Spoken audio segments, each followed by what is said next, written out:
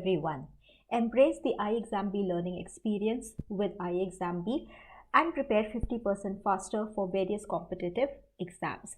I am Prachi Agarwal, the finance faculty at iExamB with more than 15 years of experience in the finance space. In continuation of our videos related to discussing the past year questions for the SEBI Grade A General examination, in this video I will talk about one of the other subjects, costing of paper 2. This is the part 1 where I will discuss costing questions related to 2022. If we have a look at the past 2 recruitment cycles of SEBI, the costing has had a good weightage over the last year 2022, where 9 questions had come of conceptual nature in 2022 phase 1. While that in phase 2 there were 6 questions, 3 of conceptual nature and 3 of numerical. In 2020 phase 1, costing had a lower weightage with only 3 questions coming in phase 1 and 6 questions in phase 2. So we will discuss the questions in this part 1 video today for 2022, both the phase 1 and phase 2 questions. I have done the other similar videos before for different other subjects. If you are not aware about the exam pattern, please watch my video related to the exam pattern of SEBI Grade A General stream. Also, the syllabus, you should be very familiar with the syllabus that is given for the subjects for paper 2 and the importance of each of these subjects. So like I said, in costing there were 9 questions in phase 1 and 6 in phase 2 of 2022. Similarly, what were the questions coming from the other subjects is what you will find in the video related to the importance of each subject.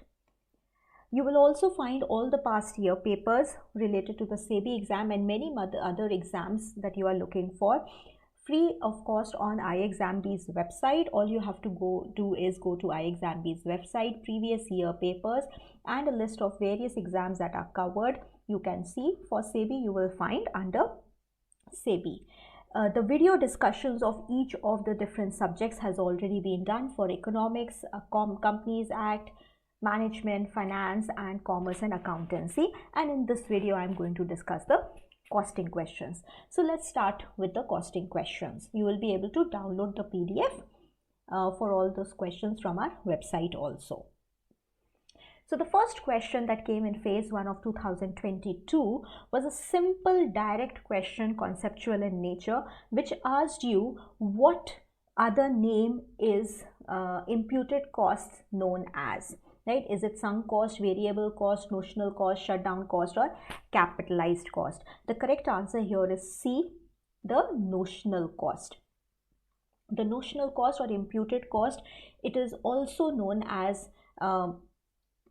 implicit cost, right? And what it means is the cost that could have been incurred because of the use of a certain asset, right? So there is no actual outlay or outflow happening, but it is still a cost because of the fact that you are using a certain asset, which if it was not used for the current purpose would have been used for another purpose and could have led to a cost. So it is also sometimes referred to as the opportunity cost.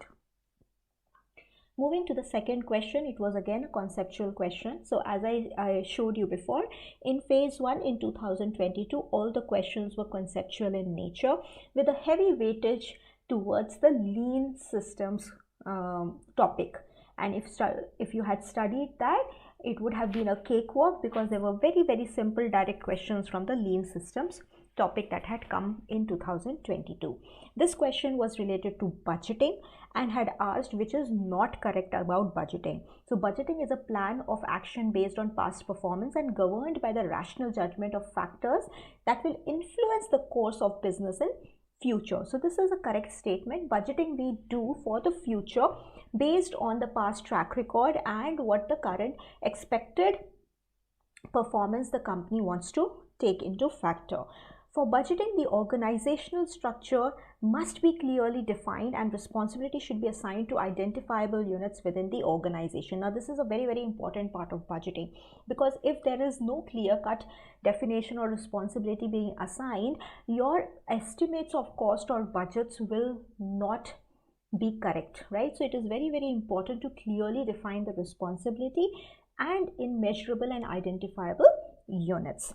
Budgeting does not facilitate in management by exception. Now, budgeting is done so as to help managements take decisions and find loopholes and find any gaps or identify areas where it may be going wrong or where it needs to take control of.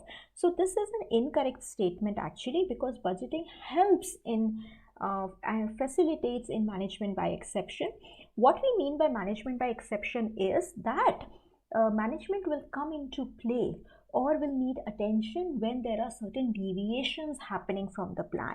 So when a budget is prepared, actually a roadmap has already been given and the management may not have to look into day-to-day operations and deviations. They will only come into place where there are exceptional deviations taking place. So budgeting actually facilitates management by exception.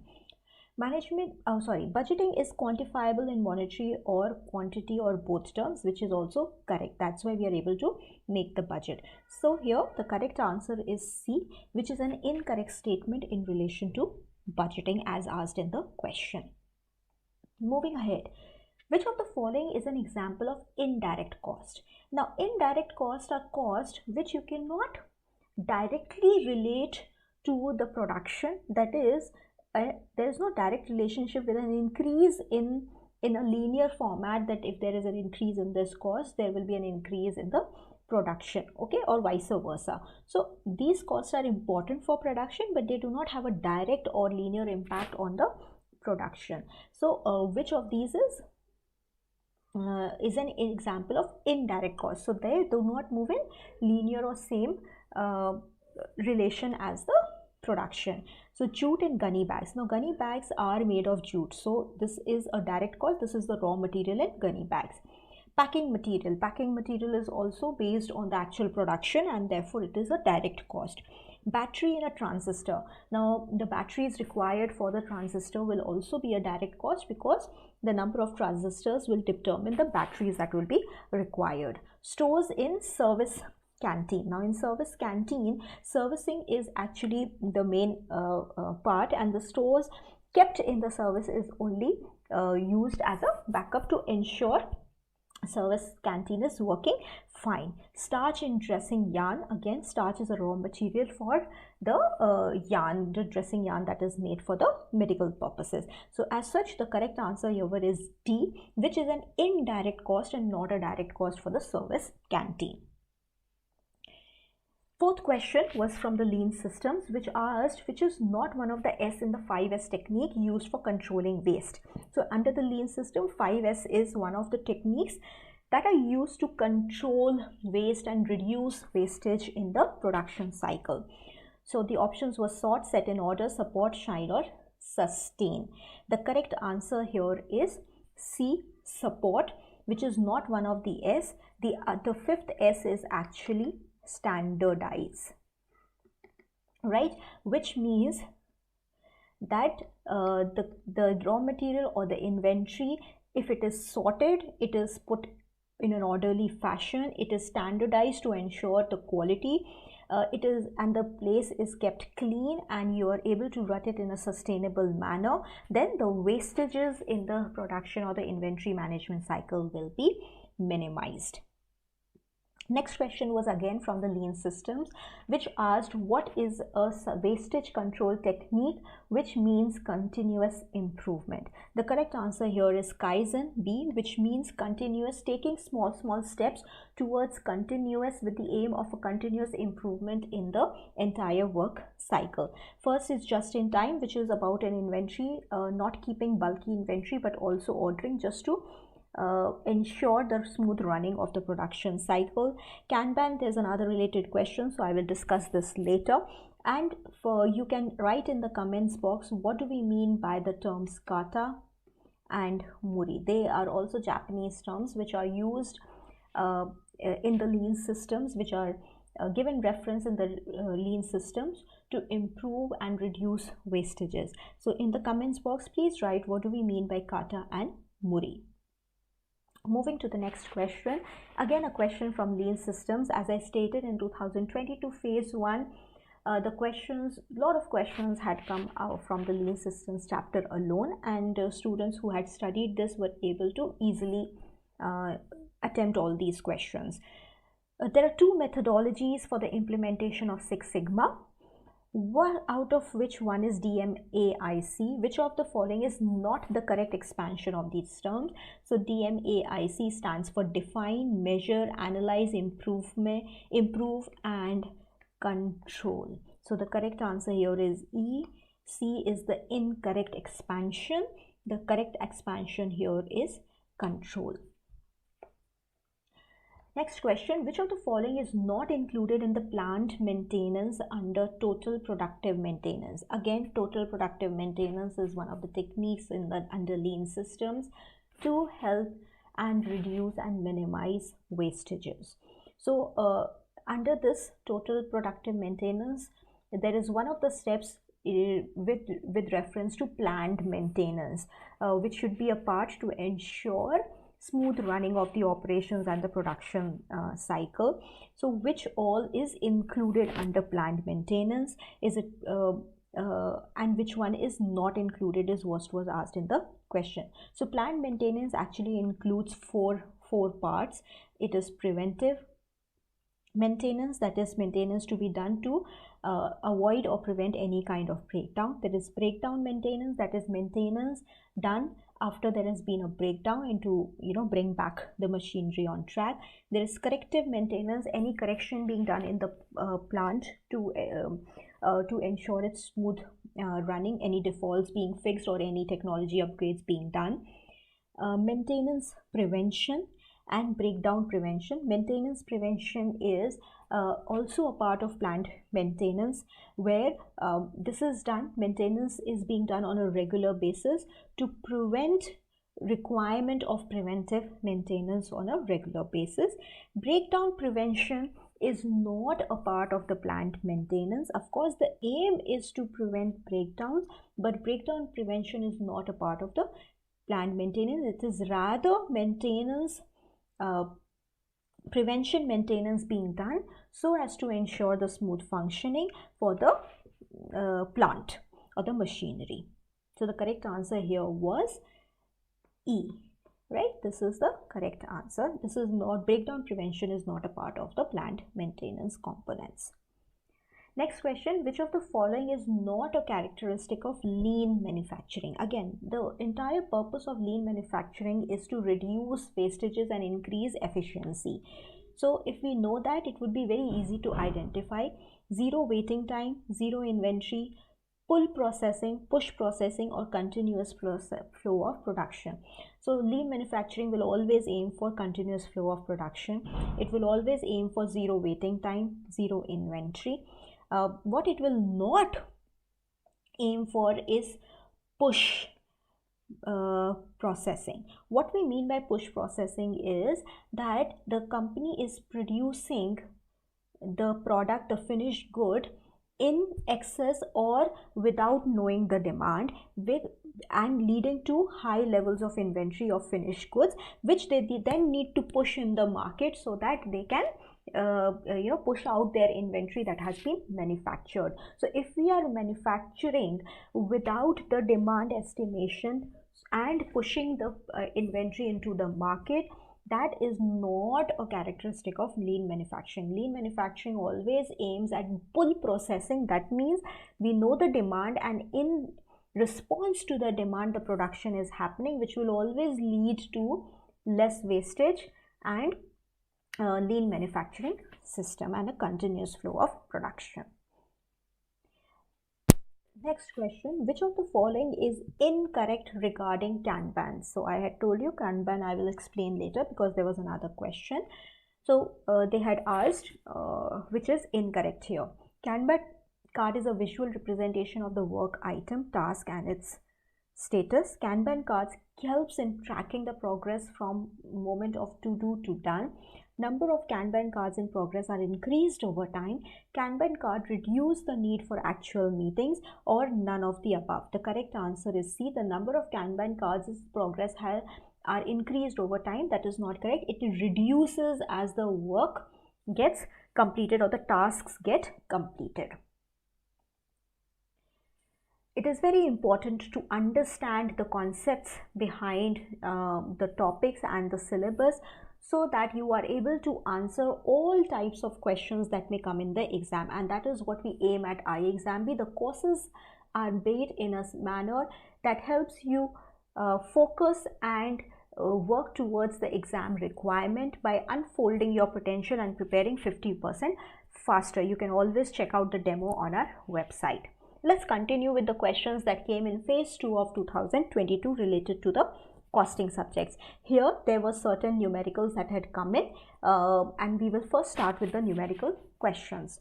Calculate the break-even point from the following information. We were given information of fixed overheads, selling price, direct material cost, direct labor cost, variable overheads as absorbed are absorbed at 50% of the direct labor cost, and the trade discount.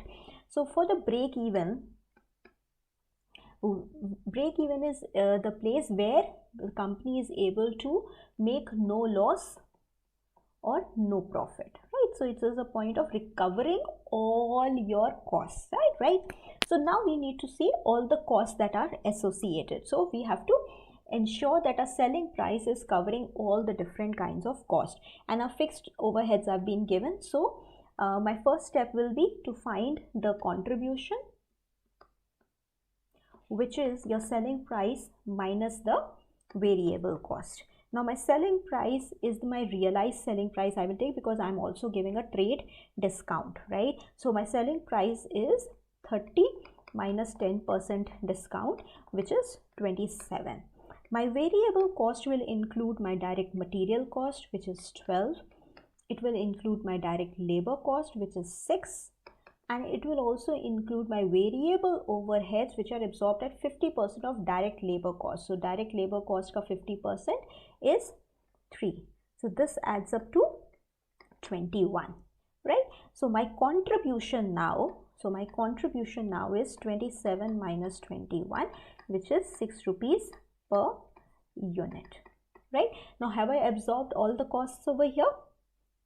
No, my fixed costs are still left, right? So I need to absorb my 6 fixed costs. So my break-even sales are where I am able to absorb my fixed costs from my contribution, right? Which is 60,000 divided by 6 rupees, or 10,000, right? So the correct answer here is B. 10,000 is what my break-even point is. Next question.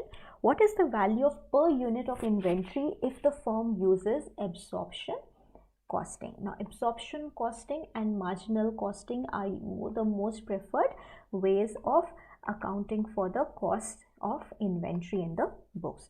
Now in absorption costing, what has happened, and let me remind you, this is a very, very, very important topic. Recently in the exam of NABARD Finance of this current year 2023, there was a descriptive question which had asked to describe the difference under marginal costing and absorption costing, and how it impacts the value of the inventory in the books and the profitability. So it's a very, very important topic in some form or the other in any finance related exams. This is mostly asked. You will also see the numericals are usually revolving around marginal costing or break-even analysis, right? So let's discuss this particular question. Now we need to know the value of the inventory. Okay, so first and foremost, it is very, very important for me to know the price that will be there per unit. And in absorption costing, now this is a conceptual clarity that is required for solving this.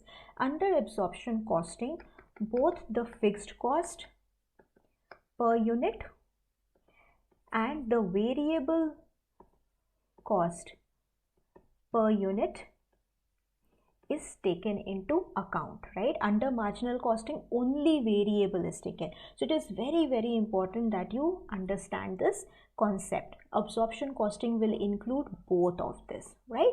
Now my budgeted production, so let's solve for the fixed cost per unit. My budgeted production is 20,000 and my fixed overhead is 1,20,000. So per unit fixed cost that is there for my production level is actually rupees 6 per unit. Now let's talk about the variable cost. My variable cost will include my direct material cost, which will be rupees 3. It will include my direct labor cost, which will be rupees 4. It will also include my variable overheads, which are absorbed at 50% of the direct labor cost, which is rupees 2, right? So this is rupees 9. As such, under absorption costing, my value per unit of inventory, right? Now it is saying inventory. So my budgeted production will be considered as my inventory, and that's why I had used the same base for calculating the fixed cost per unit. And as such, under absorption costing, my value of inventory will be the summation of both the fixed and variable, which is 6 plus 9, rupees 15 per unit, right? So that is the correct answer. D is your correct answer over here. Next question. A company incurred direct material cost of 1 lakh, direct labor cost of 68,000, variable overheads of 24,000, fixed overheads of 1,50,000. What is the prime cost? Now this is a part of your unit costing, or it is also known as single output. It is one of the methods of costing. It's actually the basis of the methods of costing, how it is used. So prime cost is the first cost that takes into account all the direct expenses, right? So the prime cost includes all the direct expenses, right? So which are the direct expenses I have? There is direct material cost, so 1 lakh. And then I have the direct labor cost, which is 68,000. Do I have any other direct costs? Variable overheads, fixed overheads. So these are overhead costs. These are not direct costs. So as such, my prime cost is 1,68,000. Okay. When my overheads are counted or also added, then it is called the works cost or the factory cost. So the correct answer over here for the prime cost is B. Next question.